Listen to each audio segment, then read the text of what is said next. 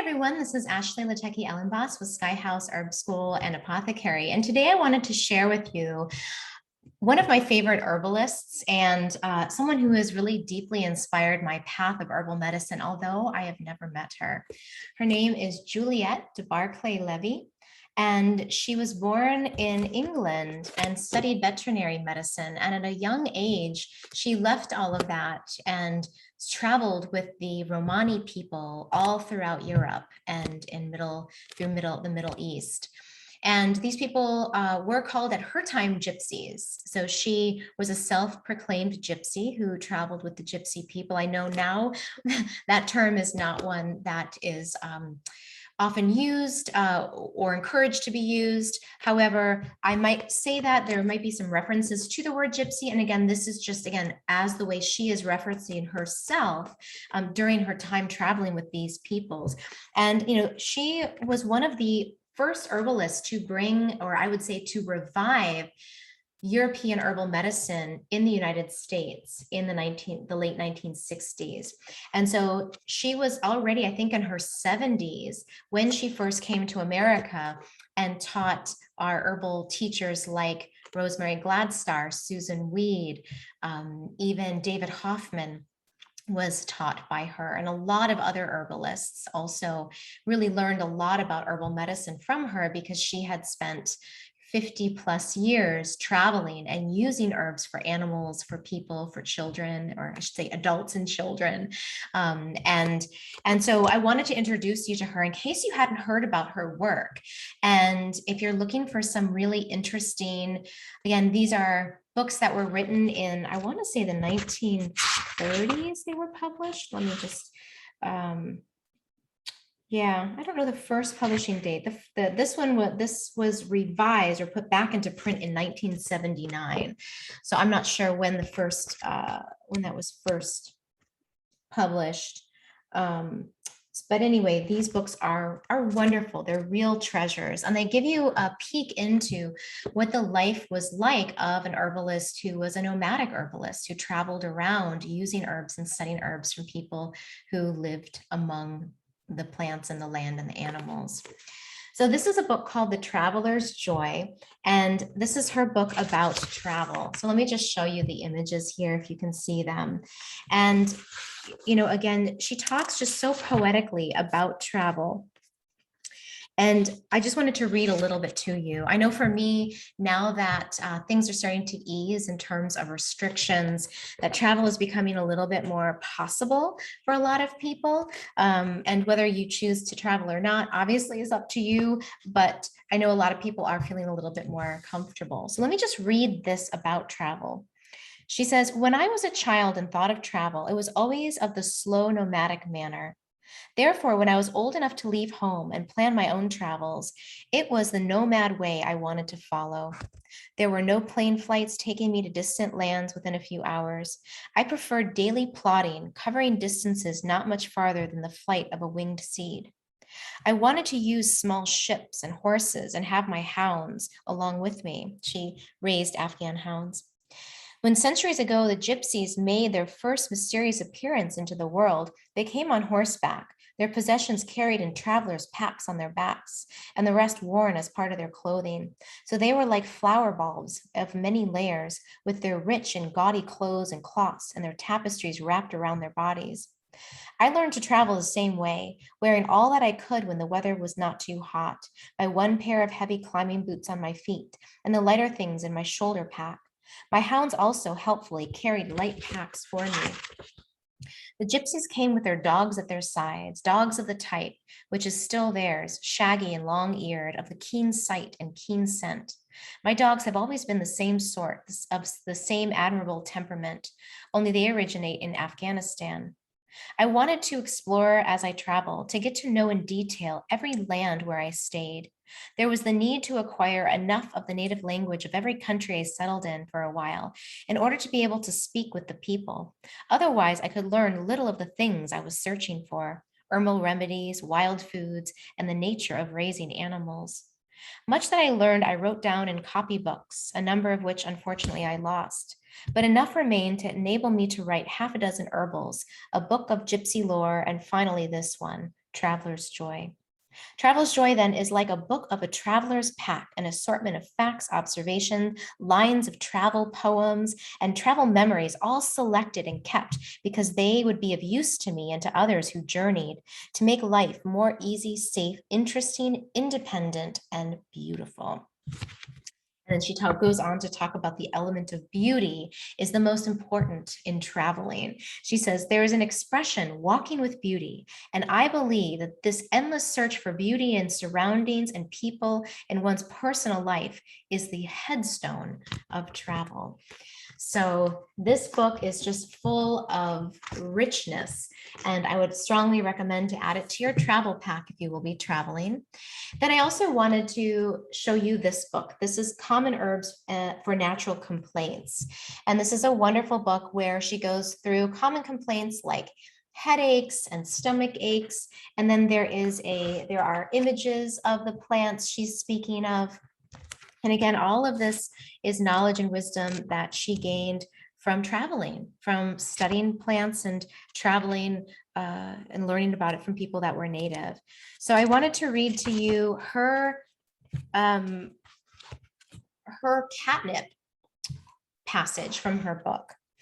And I also was just out last week and I picked my own catnip, I think probably the last of the season. It was growing wild along some of the paths where I like to walk.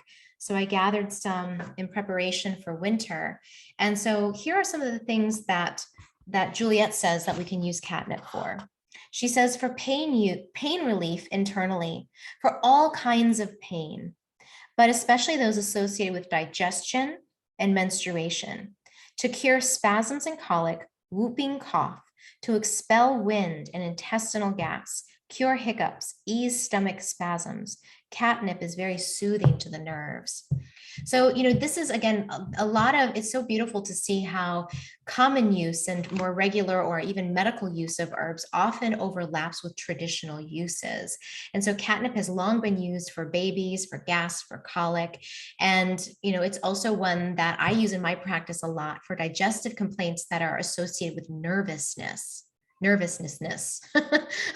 one who is nervous, right? And so when one has anxiety or their nerves are getting really amped up, catnip is a really great one to dispel. It's like very dispersive in its energies. So we can think about that use. And we know now that it has a lot of these volatile oils and terpenes, which are especially good at relaxing muscles and especially smooth muscle. So here's how she doses it. She says of a standard brew of the leaves and flowers, a wine glass morning and night. And so for her, you can go back earlier in her book, and she talks about how a standard brew is a handful of dried herbs in 2 cups of water. You bring it all the way up to a boil, but don't let it boil. And you keep it covered this whole time. Obviously it's just a peak to make sure it doesn't boil. And then you want to cook it at that level, she says here, for, I believe it's 15 minutes, and then you want to let it sit. So she says, let's see, keep on the heat for approximately 3 minutes, but do not boil. Remove from the heat and allow the herb to steep for at least 3 hours before you use it. Overnight steeping is best. So here we start to see some of the Susan Weed and Rosemary Gladstar's overnight infusions, right? We start to see that coming into the landscape. She also says that we don't need to strain our herbal teas, that we can just let the herbs settle to the bottom and then just spoon off or drink from the top. And so again, that just prolongs the amount of herbs and medicine that we're getting. And I think part of that is just getting the most from the plant. I mean, if you gather your own herbs, then how you watch your supply go down and down and down, and hopefully you'll make it to the next harvest. But, a lot of people, they really depend on using herbs and they can't afford to buy them, or they don't have access to buying them.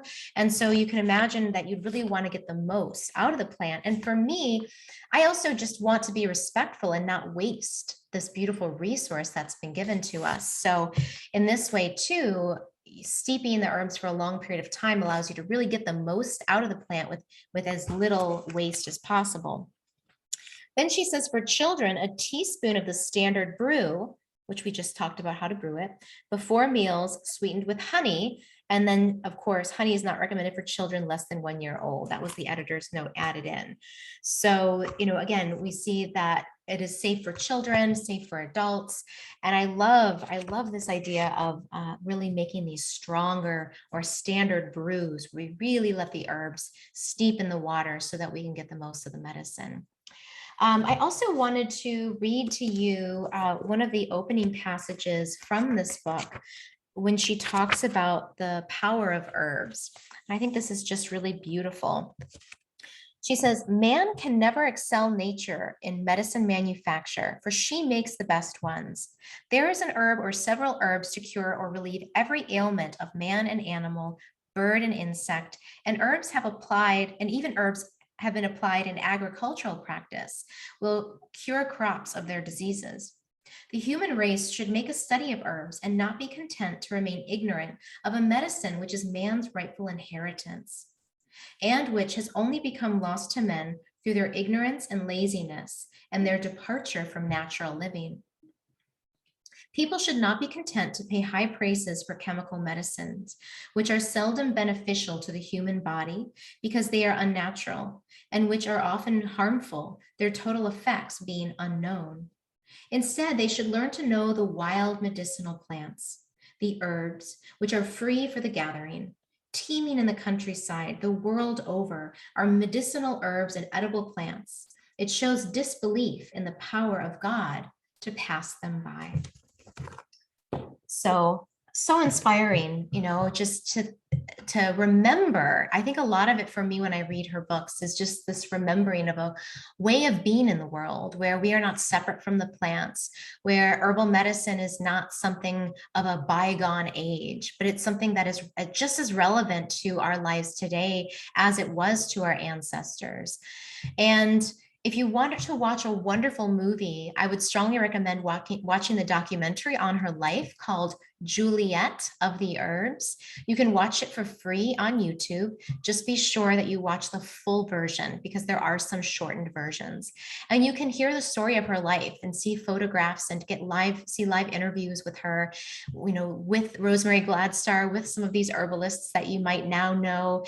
And also just seeing her, my favorite scene is her at the beginning floating in the sea off the coast of Greece, where she lived a very solitary life for many, many years. And the way she touches the branch of her olive tree, the way she connects to her rosemary bushes, it's just beautiful. So I would strongly recommend adding that to your watch list. I know there's all these Netflix series, but this would be a really nice one that's going to be very relaxing. And I always cry when I watch it because it brings up this deep nostalgia I have. Maybe it's my Cancer rising, but this nostalgia I have for a time gone by or a way of living that can feel so far away in the modern world. So give it a watch. Let me know what you think. If you have any other books by Juliette de Bairacli Levy, let me know. She, again, as I mentioned, she was a veterinarian.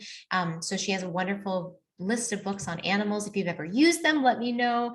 And if there's any other herbalists you'd like me to spotlight, I would love to do that for you as well. So thank you all for watching. Have a wonderful day, and I will talk to you all soon.